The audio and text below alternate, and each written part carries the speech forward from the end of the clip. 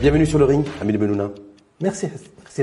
Merci d'avoir accepté ton invitation. Je rappelle Amélie Bennouna, vous êtes expert en énergie et donc bienvenue sur le ring où il y avait une diffusion à la fois sur l'ODJ TV et l'ODJ Radio.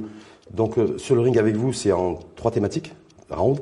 Première thématique que nous allons aborder sous forme de round, c'est l'énergie. Est-ce que l'inflation va perdurer en 2023, sachant qu'il y a un pic d'inflation extrêmement fort toute l'année 2022 au niveau essentiellement énergétique. Deuxième round, thématique 2023, est-ce que ça sera l'année de la décarbonation? Donc vous nous répondrez par de neutralité carbone, de taxe carbone, tous ces défis pour l'industrie et pour la mobilité en matière de transport également. Et le troisième round sur l'hydrogène vert, qu'on nous présente comme l'énergie du futur. Et la question qui vous sera posée, c'est est-ce que l'hydrogène vert sera le futur carburant du Maroc? Et si oui, sous quelle forme? Amélie Bennouna, sur l'inflation, est-ce qu'elle va perdurer en 2023, l'inflation sur l'énergie? L'inflation sur l'énergie, je n'ai malheureusement pas de boule de cristal sur ce qui va se passer dans 6 mois. Par contre, ce qui intéresse le consommateur marocain, est-ce que les prix vont baisser là sur le court terme? La réponse est oui.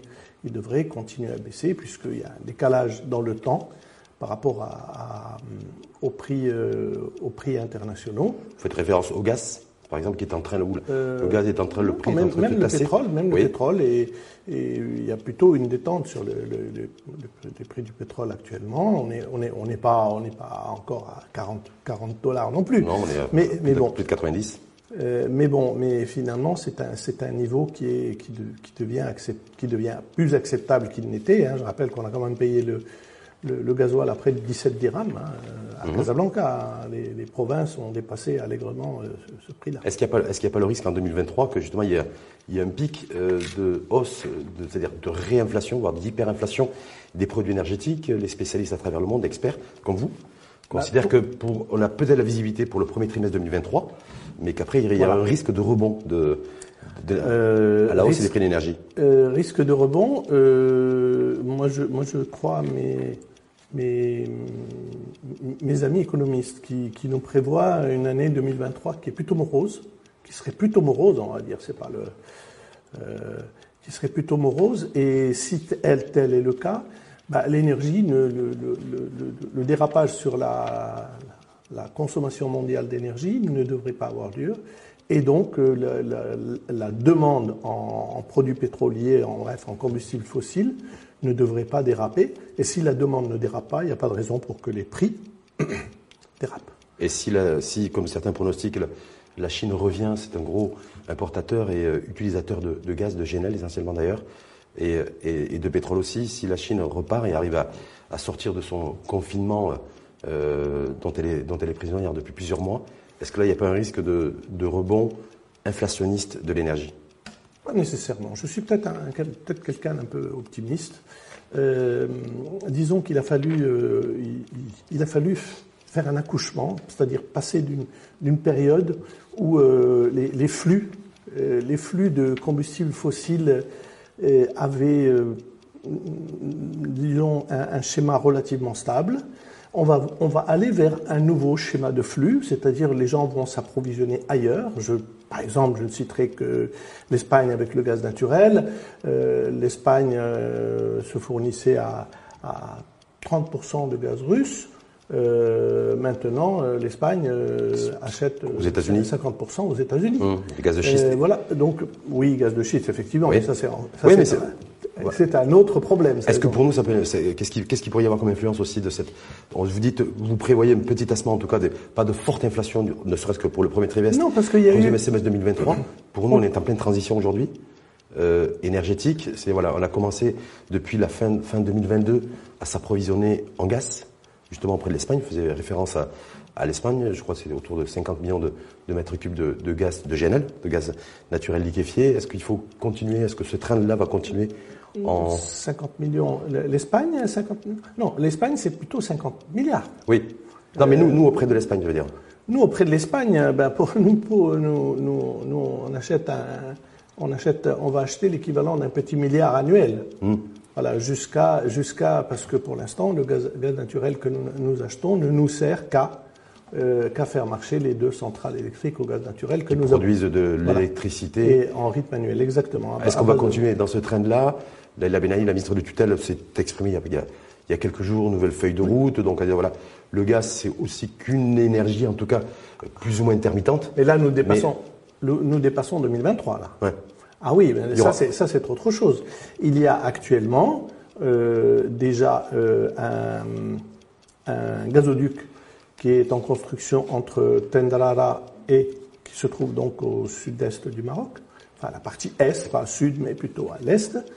Un gazoduc qui est en construction qui va amener du gaz naturel de Tendrara vers le gazoduc Maghreb-Europe. Oui.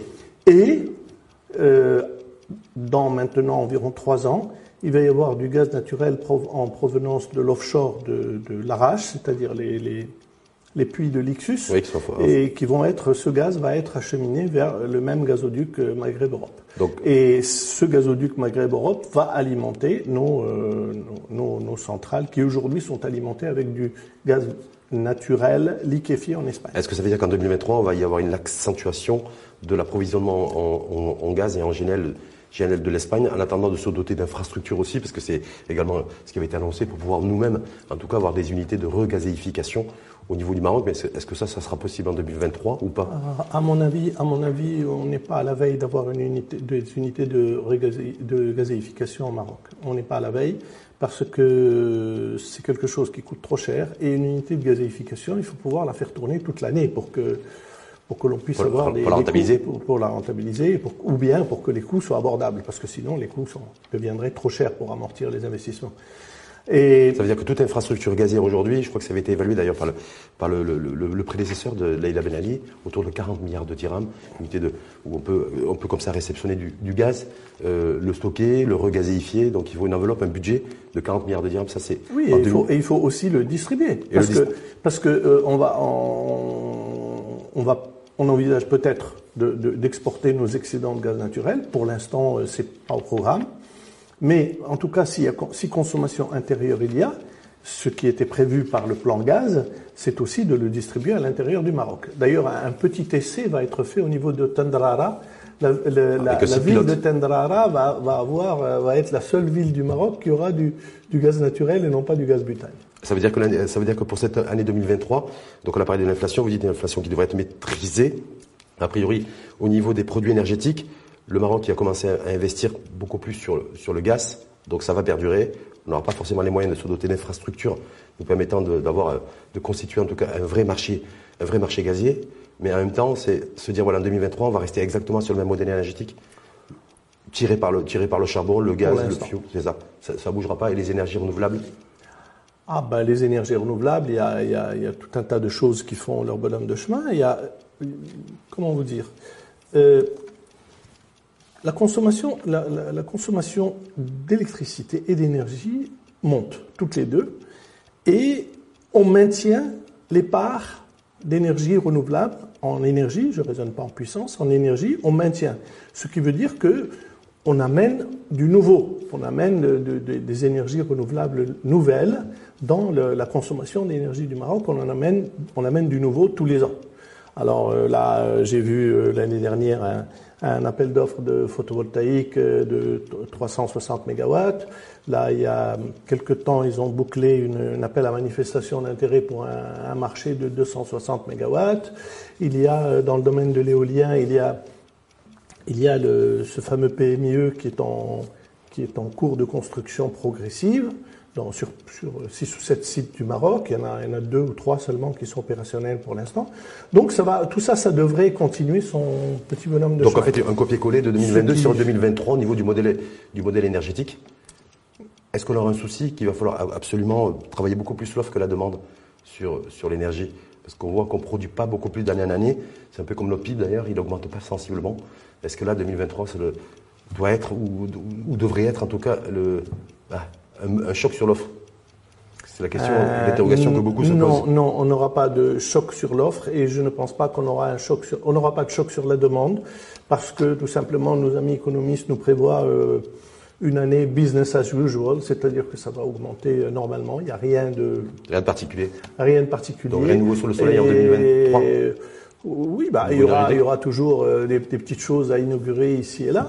Bon, et j'allais dire, il n'y a même pas du nouveau sur le domaine de l'autoproduction, puisque on vient de voter une loi sur l'autoproduction, laquelle loi en fait est un éléphant qui a accouché d'une souris, puisque cette loi elle apporte des éléments de réglementation, c'est-à-dire pour réglementer ce marché, mais aucune partie visant à inciter, à encourager ou quoi que ce soit. Donc, à la fois les industriels et à la fois les particuliers. Voilà, ni l'un ni l'autre. L'autoproduction va continuer son petit bonhomme de chemin avec les efforts qui sont faits par les autoproducteurs pour investir et le dynamisme des entreprises qui sont là pour leur vendre ce qu'ils attendent. Deuxième round, justement, vous avez fait parfaitement la transition, parce qu'on est transition énergétique, mais transition également médiatique. Sur le deuxième round qui a pour thème 2023, est-ce que ça va être l'année de la décarbonation?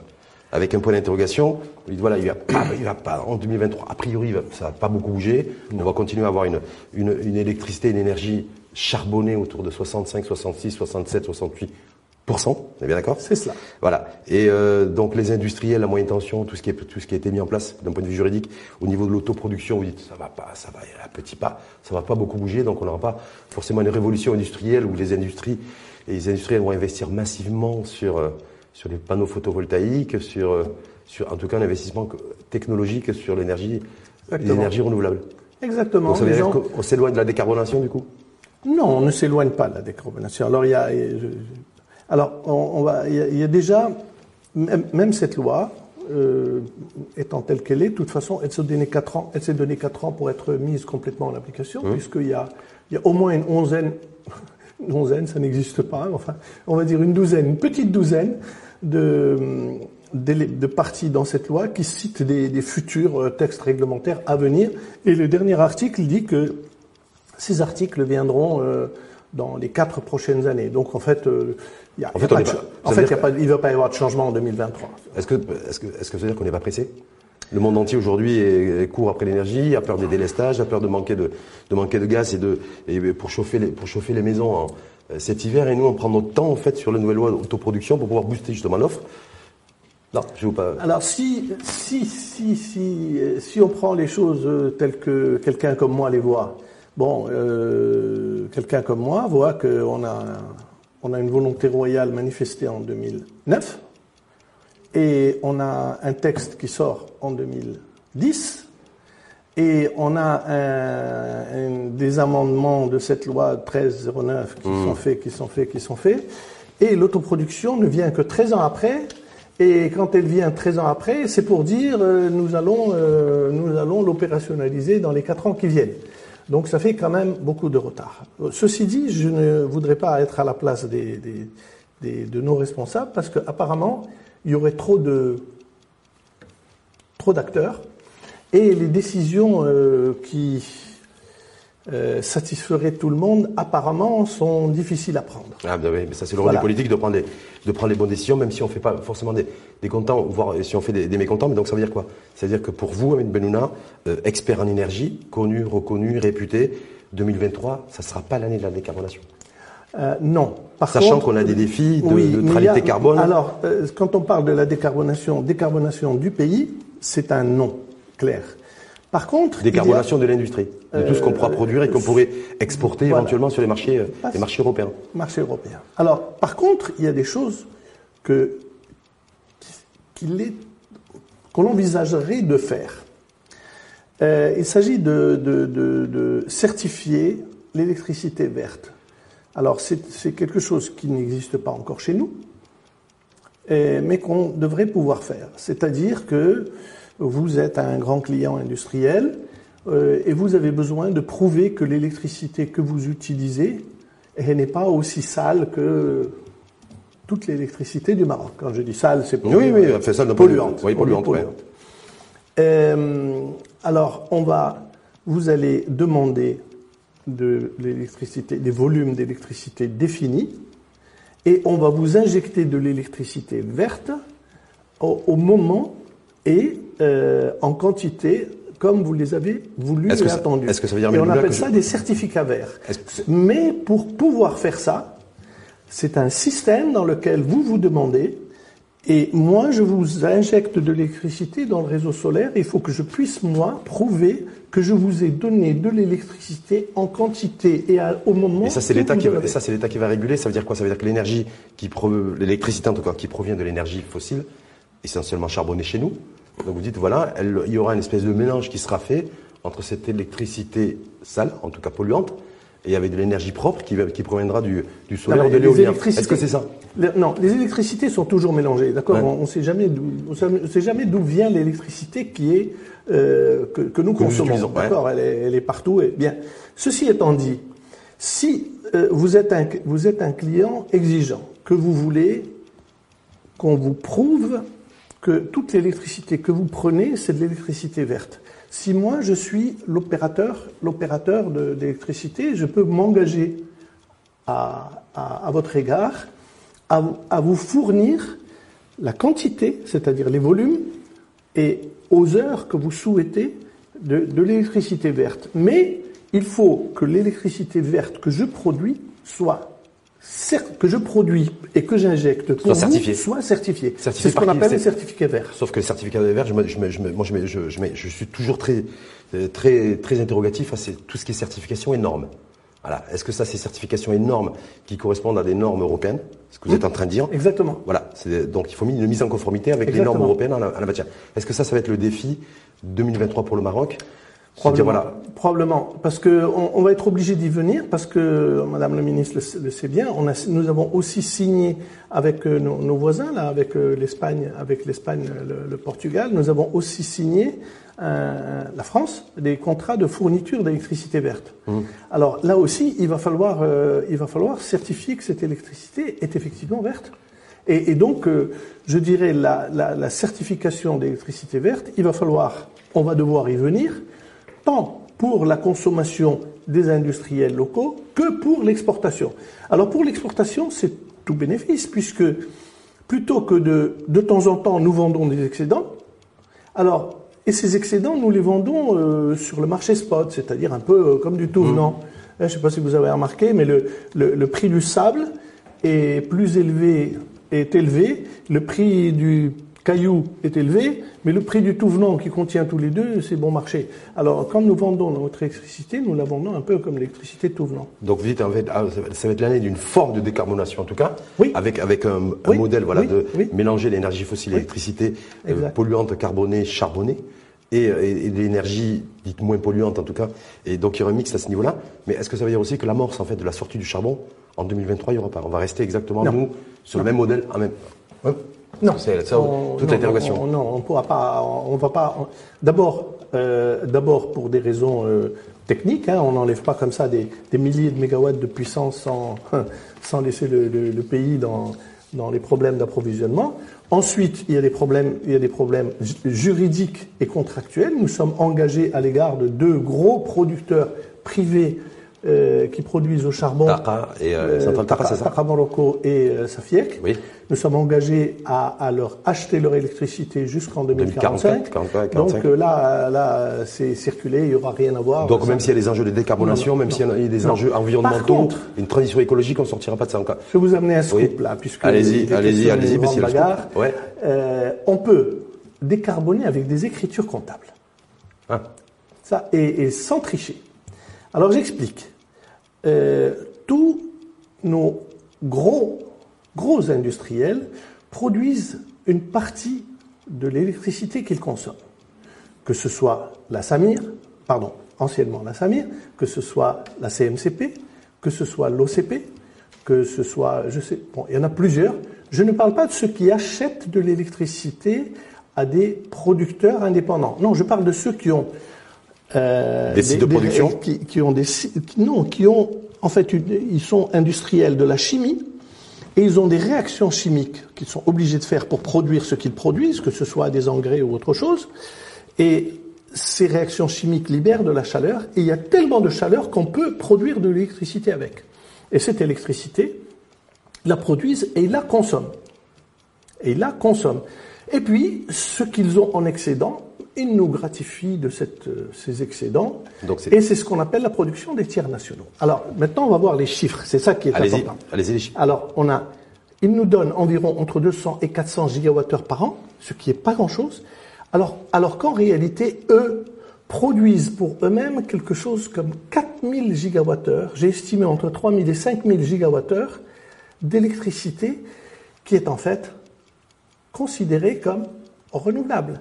Puisque les émissions de gaz à effet de serre de l'industrie, ils sont comptés à part, et de l'énergie, aujourd'hui, cette énergie, nous ne bénéficions pas de l'avantage du fait qu'elle soit décarbonée. Je parle de l'énergie, parce que on peut raisonner à l'envers. Si ces industriels ne produisaient pas cette électricité, la pollution qu'ils induisent en tant qu'industriels de la chimie, la pollution, elle est là, elle est déjà comptée.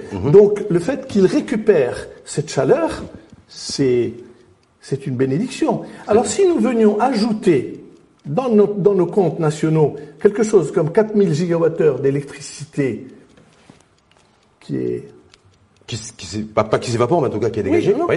Voilà, si on venait la compter, donc on pourrait l'enlever, eh bien on gagnerait quelque chose comme 7 à 10% sur les émissions spécifiques de notre électricité. Dernière petite question avant de passer au troisième round sur l'hydrogène vert, parce que tout le monde ne parle que de ça à travers le monde, sur le coût de la décarbonation pour un investisseur. Alors il y a beaucoup d'experts comme vous à travers le monde aussi qui disent attention, parce qu'on pousse tous nos industriels à travers le monde, y compris en Europe, à investir pour à tendre vers la neutralité carbone.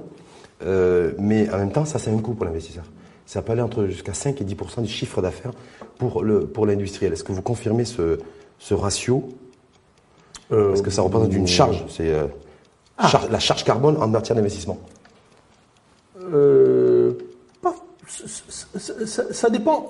En fait, tout ça, c'est un jeu. Chercher à forcément tout décarboner, c'est pas un bon deal. Il faut trouver le bon niveau de décarbonation. Pour l'instant, en attendant, je dirais, les années 2040, pour l'instant, il faut trouver le bon niveau de décarbonation pour que on paye un peu de taxes et on ait de l'énergie à bon marché. Parce que lorsqu'on surproduit de l'énergie, on se trouve avec de l'énergie consommée qui va de facto se trouver chère. Et du coup, effectivement, ça devient très lourd. Ça peut être lourd, en tout cas, sur la trésorerie et sur les finances de l'entreprise. On passe au troisième round, sur l'hydrogène vert. Si vous voulez, juste une dernière chose. Oui. Ces petites choses, les industriels sont très habitués à cela parce qu'ils ont l'habitude de payer ce qu'on appelle des redevances de dépassement de puissance en électricité. Alors, en général, plutôt que de payer une puissance souscrite trop élevée inutilement, on baisse les puissances souscrites, quitte à, de temps en temps, payer un peu de redevances de dépassement. Voilà, c'est un peu le même principe. C'est un jeu d'équilibriste. C'est un jeu d'équilibriste. Troisième round, justement, on va parler d'hydrogène vert, tout le monde en parle, le monde entier ne parle que de ça. Il y a pratiquement tous les pays dans le monde, en tout cas, une grande majorité, sont tous sur la ligne de départ, en tout cas, pour pouvoir être leader ou co-leader en matière d'hydrogène vert, qu'on présente comme le carburant du futur. Alors, ma question, c'est cet hydrogène vert, justement, quel carburant pour le Maroc? Alors, quel carburant? Moi, je pense, alors, les usages de l'hydrogène, il y en a de deux sortes. Il y a les usages, on va dire, statiques, c'est-à-dire qui ne bougent pas, et les usages mobiles, alors, c'est-à-dire les usages pour le transport. Alors, l'hydrogène peut être brûlé, comme n'importe quel combustible, mais il peut aussi être mis dans des piles à combustible pour produire de l'électricité, faire marcher des moteurs, donc encore créer du déplacement.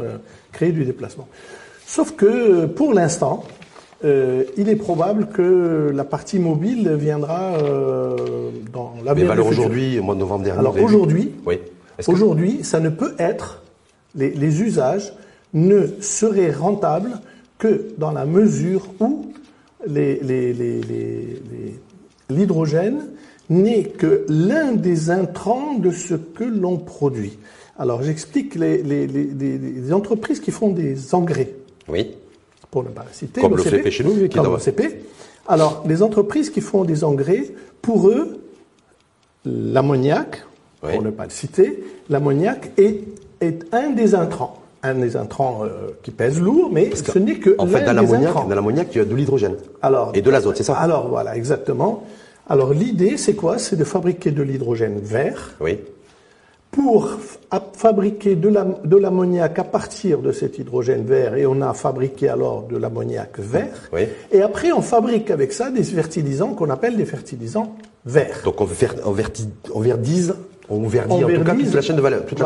On verdise ça, c'est pour l'industrie. Mais est-ce que là, vous avez vu qu'il y a la nouvelle feuille de route, en tout cas ce qui a été demandé à Leïla Ben Ali, parce que suite à cette réunion de travail qui a été présidée par le roi Mohamed VI, vous avez vu, je crois que c'était le 22 novembre. Voilà, c'était de proposer une feuille de route sur toute la chaîne de valeur en fait industrielle pour une offre au Maroc en matière d'hydrogène vert. Est-ce que ça, c'est quelque chose de possible chez nous? J'ai vu que l'Égypte, pas plus tard qu'hier, voilà, s'est engagé, je crois qu'il y a un volume de 85 milliards de dollars. C'est quasiment notre PIB d'ailleurs. Pour développer une offre en matière d'hydrogène vert, des gros parcs éoliens aussi qui sont prévus en partenariat avec l'Arabie Saoudite et les Émirats Arabes Unis. Et pour situer un peu le Maroc sur la carte et au niveau des radars, on en est où aujourd'hui et qu'est-ce qu'on pourra faire concrètement? Alors, il faut bien se dire,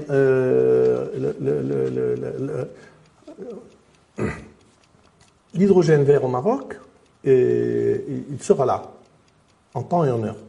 La question n'est pas celle de l'offre du Maroc en hydrogène vert, c'est plutôt une offre industrielle. Le Maroc souhaiterait avoir, par exemple, parmi les possibilités, avoir une industrie de l'électrolyse de l'hydrogène à l'intérieur du Maroc. Ça veut dire quoi concrètement? Ça veut dire que nous fabriquerions des productions d'électrolyseurs. Des unités de production d'électrolyseurs pour fabriquer de l'hydrogène. En gros, pour ceux qui ne nous comprennent pas, si l'hydrogène était du pain, ben nous on va pas seulement fabriquer du pain, mais aussi on va fabriquer les fours les fours et les pétrins qui vont permettre de fabriquer le pain. Ce savoir-faire industriel en matière de fabrication d'électrolyseurs, tout est basé grosso modo. La production d'électrolyseurs, c'est en Chine, c'est en Asie. Alors aujourd'hui, se mettre sur le même segment de production d'électrolyseurs, est-ce que ça a du sens, compte tenu que les Chinois ont une longueur d'avance d'ailleurs sur tous les pays européens, sur le monde entier? À ma connaissance, le jeu n'est pas encore fait entre l'Europe, les États-Unis et la Chine dans le domaine de l'électrolyse de l'eau. Il y a deux bagarres aujourd'hui, les semi-conducteurs et les électrolyseurs. Voilà, c'est deux bagarres générales aujourd'hui. Est-ce que nous, le Maroc, on a une chance de se frayer un espace, je sais pas, pour accueillir en tout cas des jeunes ventures ou pour la base arrière peut-être de l'Union européenne en tant que fabricant d'électrolyseurs? Est-ce que c'est ça, en tout cas, qui est en train de se dessiner raisonnablement? Voilà, on a même il y a quelques jours un industriel anglais qui est par ailleurs déjà basé au Maroc, qui s'est mis en ligne pour produire sans doute fabriquer sous licence, mais fabriquer des électrolyseurs en fabrication industrielle. Et quand on n'arrête pas de nous parler du Made in Morocco, il n'y a aucun opérateur, aucun acteur industriel chez nous aujourd'hui qui s'est mis sur les rangs pour pouvoir fabriquer des électrolyseurs. Il y a les sociétés qui ont commencé à vouloir être adossées à des leaders mondiaux, des Belges, Anglais. Je crois que le Ben Ali, ministre de tutelle, c'est plutôt avec un géant indien, Ademi, qui a un vrai savoir-faire là-dessus. Donc on a l'impression que ça part un peu partout. Alors tout le monde parle d'hydrogène vert, mais quand on met les choses sur la table et qu'on regarde de près, on ne voit pas grand-chose. Alors, on voit pas grand-chose pour l'instant parce que il y a le problème de ce qu'on appelle l'off-taker. Alors, si le problème de la poule et l'œuf, si vous n'avez pas de marché, si vous n'avez pas de demande, vous n'avez pas d'offre. Alors, il faut un jour ou l'autre casser ce problème de demande et d'offre, et ça va se faire parce que l'hydrogène vert. Aujourd'hui, le marché en est à peu près où se trouvent aujourd'hui les véhicules électriques. C'est-à-dire qu'on est au tout début, au tout début, et même si Ça excite les gens de dire qu'on a vendu telle ou telle année 2 fois plus de véhicules verts que l'année précédente. Oui, mais on reste encore sur les niveaux relativement. Alors si on passe de 1% à 2%, bon, c'est peut-être une belle performance de multiplication par 2, mais ça reste encore petit, quoi.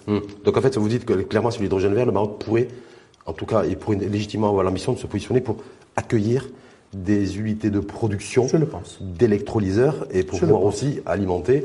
Je le pense. Et commercialiser à l'extérieur, c'est ça? Je le pense, et je le pense d'autant plus que c'est une industrie qui est moins complexe que l'industrie des semi-conducteurs. Et probablement un peu moins capitalistique, parce que les semi-conducteurs, c'est très capitalistique et c'est à très haut risque. Et vous ne pouvez pas avoir une usine de semi-conducteurs si vous n'êtes pas capable d'avoir la main sur 5 ou 10% du marché mondial.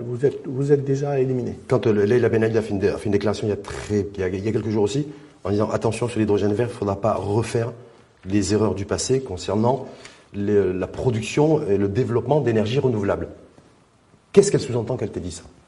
Est-ce que c'est pas faire le bon choix technologique? Je sais pas. Pas faire en sorte de partir sur le développement d'énergie renouvelable sans construire une infrastructure industrielle, parce que je rappelle qu'aujourd'hui les panneaux photovoltaïques, au jour d'aujourd'hui, on les importe, et les pales d'éolien et d'éoliennes, on les importe aussi, puisqu'il y avait un opérateur du côté de Tanger qui a quitté le pays. Voilà. Est-ce que c'est ça aussi qu'il a à l'esprit pour le développement d'une offre Maroc hydrogène vert? Bon, pour ce qui est des propos de Madame Ben Ali, il faudra lui demander elle-même de l'expliquer. Je ne suis pas. En tout cas, voilà, il ne faudra pas refaire les mêmes erreurs. Mais voilà, il est clair que depuis quelque temps, on se dit qu'on aurait peut-être dû faire Ouarzazate en photovoltaïque plutôt que de le faire en thermosolaire. Bon, ceci étant dit, bon, moi aussi je fais partie des gens qui croient ça et qui continuent à le croire. Mais il faut savoir raison garder, croire une chose et puis se dire que finalement on n'a pas beaucoup perdu au change, parce que, regardez l'année 2022, l'électricité qui est sortie de Ouarzazate, c'était l'électricité la moins chère du pays après l'éolien, parce que les fossiles se sont envolés, et finalement, cette électricité qui est entre 1,30 dirham et 1,60 dirham, s'est trouvée être l'électricité renouvelable, l'électricité... Ça, il faut peut-être dire merci à la guerre en Ukraine et puis tout le nouvel ordre mondial de point de vue énergétique. Mais il ne s'agit pas seulement de la guerre en Ukraine. Oui. La guerre en Ukraine n'est venue que accélérer un processus. Parce que les tendances d'augmentation des prix des combustibles fossiles, elles sont là. Elles vont, je ne parle pas des frénésies du marché comme celle dans laquelle nous vivons, mais les tendances sur le très long terme, sur les 50 ou dernières 70 ans, eh bien les tendances elles sont là, et puis que ce qui aujourd'hui nous paraît pas rentable sera rentable dans 5 ou dans 10 ans. Donc, est-ce que sur l'hydrogène vert, on se dirige selon vous, Amin Bennouna, expert en énergie, sur un modèle quasi identique au modèle d'industrie automobile, c'est-à-dire faire venir des grandes signatures, des marques internationales, et ensuite créer des joint ventures avec des sociétés, des opérateurs marocains, oui, publics et privés. Est-ce que c'est ça qui va être les conditions, en tout cas, du développement d'une offre Maroc en matière d'hydrogène vert? Pour moi, c'est le moyen le plus économique et qui risque d'aboutir le plus rapidement. Parce qu'on a déjà l'expérience du secteur automobile, on a déjà fait. Donc on serait à peu près sur le même modèle. Et on pourrait aller vers ce modèle-là. Attendre que les industries, attendre que les chercheurs marocains trouvent, effacent, et puis aillent en incubation, et puis d'incubation et que nos investisseurs investissent surtout. Prototypage, et que nos investisseurs aient les moyens d'investir à cette taille, etc. Ça va demander beaucoup de temps. Ça risque d'être plus, comment on dit en anglais, time consuming. Time consuming. Dernière question, c'est de se dire aussi, aujourd'hui, ce qui pourrait se produire, on n'arrête pas d'annoncer que le fait qu'on produit plus d'1 million de véhicules. Riyad Mezour, ministre de l'Industrie, a dit voilà, d'ici quelques années 2030, on produira entre 2 et 3 millions de véhicules. En fait, se dire voilà, aujourd'hui, le ministère de l'Énergie, ça va être de produire des millions d'électrolyseurs. Ça va être ça, pour positionner le Maroc sur les radars mondiaux de l'hydrogène vert. Qui sait? De toute façon, on est dans une situation, d'abord, géographiquement favorable. Nous sommes le seul pays qui a, le seul pays d'Afrique qui a une côte méditerranéenne et une côte atlantique. Nous sommes très proches de l'Espagne et il y a des possibilités. Parce qu'il faut penser au transport de l'hydrogène. Donc, nous sommes géographiquement bien placés. Ensuite, nous avons les ressources éoliennes et solaires suffisantes et parfaitement compatibles avec toutes celles de nos pays concurrents. Pour produire de l'énergie, de l'hydrogène vert. L'Égypte, le Chili, l'Australie et autres. Alors donc nous sommes plutôt bien placés. Il faudrait vraiment le faire exprès pour rater ce virage. Et qu'il faut accélérer la cadence et ne pas faire comme la décarbonation, parce qu'on se dit voilà, quand je vois aujourd'hui, quand j'ai fait de la veille pour préparer votre venue, Amine Bennouna, je vois que le monde entier est en train de courir. L'Égypte déjà qui a pris les devants, qui a pris peut-être une avance sérieuse vis-à-vis de nous. Je vois qu'il y a un certain nombre de pays africains aussi, hein. La Libye, l'Algérie, la Mauritanie, le Soudan, la Namibie, l'Afrique du Sud. Si je parle que de notre continent, je parle même pas de la France et de l'Allemagne et de la majorité des pays européens aussi qui se mettent sur l'hydrogène vert en matière d'investissement. On parle d'investissements colossaux, importants.